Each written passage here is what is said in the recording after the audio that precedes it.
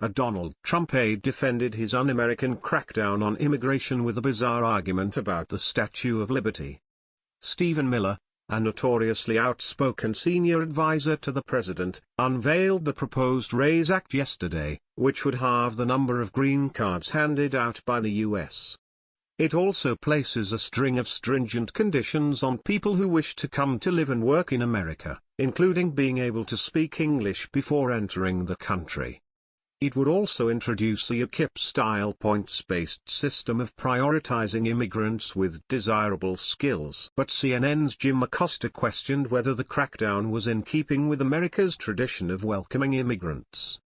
He quoted the poem on the plinth of the Statue of Liberty, intended to be the first thing immigrants saw when they reached the safety of New York Harbor.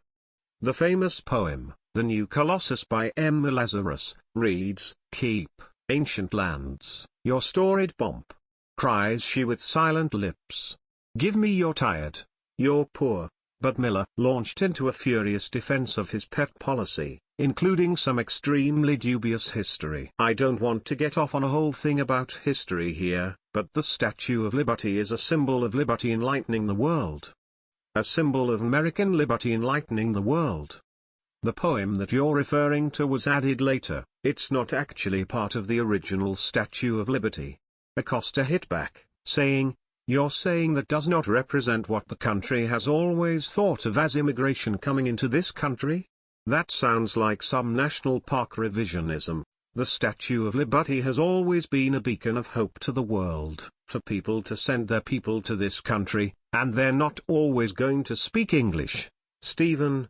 They're not always going to be highly skilled." After Acosta questioned whether the policy wouldn't just end up with America only taking in people from Britain and Australia, Miller exploded. The presidential aide, who grew up in the Californian coastal city of Santa Monica and studied at prestigious Duke University, accused Acosta of cosmopolitan bias to a shocking degree.